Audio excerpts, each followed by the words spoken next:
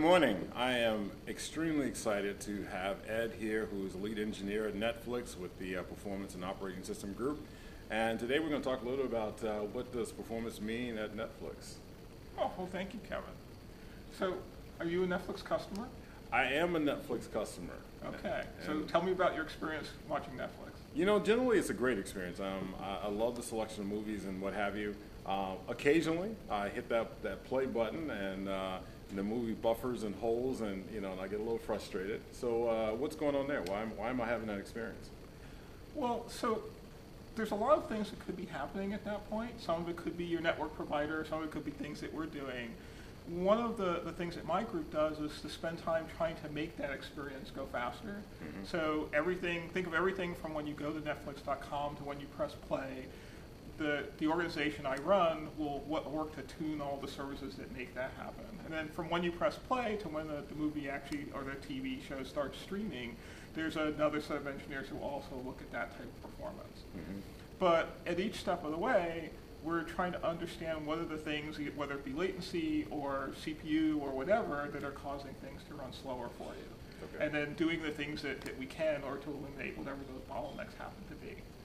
So in your particular case, I can't say, but without looking into it very closely, but ask me after we're done here. I'll see what I can find out. I appreciate that. So, I'm one of 100 million customers that you're serving these days.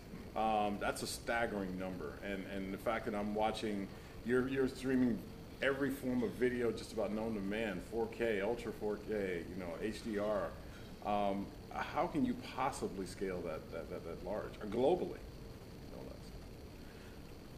Well, we can do it because we're in the cloud, and we take advantage of the fact that we can scale up and scale down in order to meet our demand. We also do some clever things in terms of how we use our capacity. So for instance, all the encodes that we do, we'll actually do those at night while people are sleeping. We use our spare capacity to do that. We run in the Amazon cloud, Amazon Web Services. We run in these 3 data centers around the world. And those actually serve the 100 million plus subscribers, and we've been doing it that way for years now. Yeah. So from a performance and capacity standpoint, you guys are a critical lifeblood of the business at this point, because at the rate you're scaling, right? Yeah.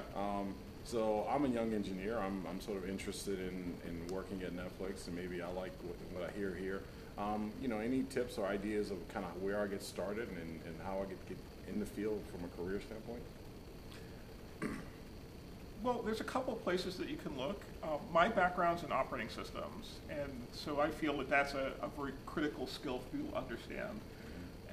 At the end of the day, the system that you run on, in our case it's Ubuntu, you need to understand how that works and where you can apply different tuning to it or other things. Our stack on top of that is mostly Java, but lots of different languages. We do spend a lot of time tuning Java performance, tuning other language performance, so understanding how languages work is another good skill. The last thing is really data analytics. We collect a ton of data from our customers, from the services that we run internally.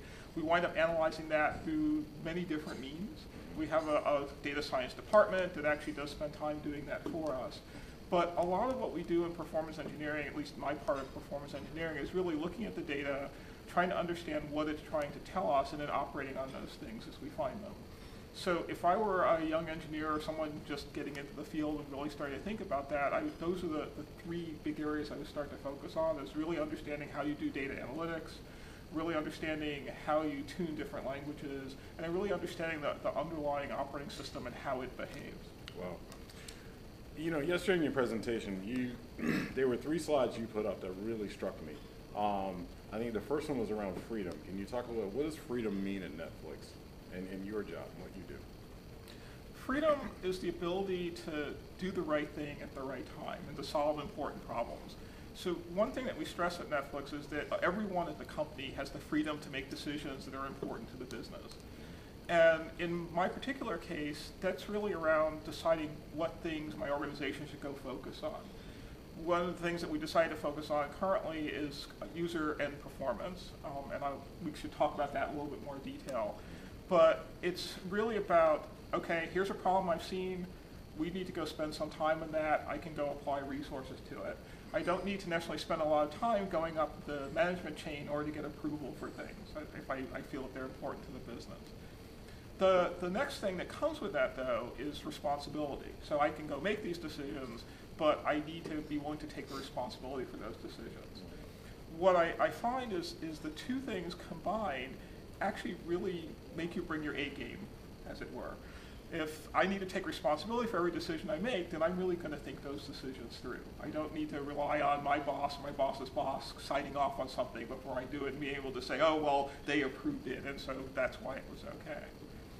The last thing that's really important here is what we call context, which is understanding what the context, the business context in particular, is around the decisions that you're making.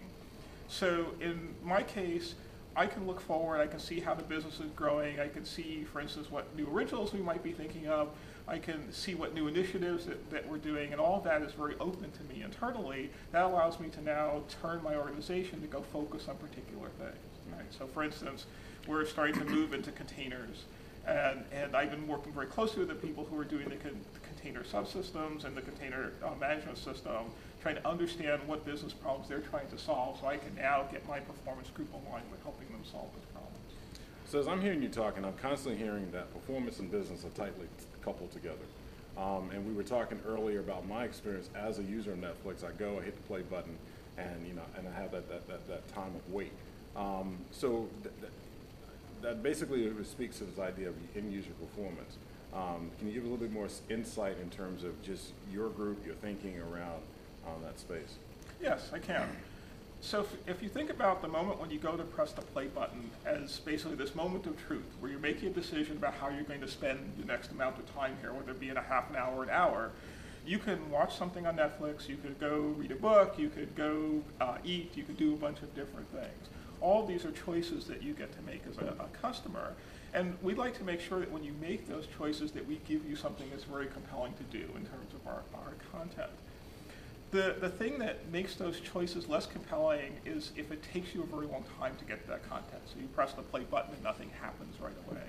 So one of the things that we're focused on, in some sense the context that I work in, is trying to capture those moments of truth from you as a subscriber, as a customer, and making sure that you can get to the content you want to see as quickly as possible. Okay. To that end, we've launched a program internally where we're starting to try to understand what the experience is at the customer end. We're collecting a lot of data around how customer devices perform. We're analyzing that data, trying to understand the latencies between our data centers and the customer devices, and seeing what things we can do in order to improve that. And there's a set of clever things that we're working on that are rolling out over time. And so this job is getting harder for you because you're basically looking to double or more than the 100 million you currently subscribe. You're also supporting, what, a dozen different devices or more? Actually, almost 1,000 devices. Wow. Wow. And then you've got the fact that you've got movie, just the quality of these films are incredible. I mean, it seems like it's almost an impossible job. It may feel like it's an impossible job. It's actually a quite exciting job. There's always new challenges. There's always interesting things to learn. Every time we add another 2 or 3 million subscribers, then that brings a new challenge in terms of scale. We operate at a scale that very few companies are used to, and because of that, we see problems that companies don't generally run into.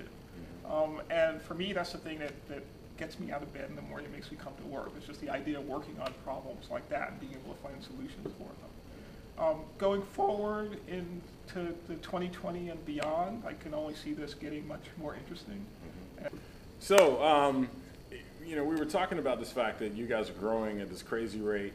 You're supporting now 100 million. What happens when, there's an event and you guys lose one of those 3 data centers? What happens to me? I'm to watch my movie. So we work really hard to keep our reliability very high. We have targets internally that we track in terms of that. At every level of our system, reliability is built in basically from the ground up. So we run over 100,000 virtual machines. In general, you could shoot any of those machines and the service will keep running. So each service is very resilient that way. We run in 3 Amazon reliability zones, and if a reliability zone failed, we can still keep going, so that's why we use the 3 reliability zones. We run in 3 of their data centers around the world, or 3 regions around the world. And if any particular region has a problem, we can evacuate that region in pretty much under 10 minutes now, and go into the other 2 regions to still maintain our service to our customers.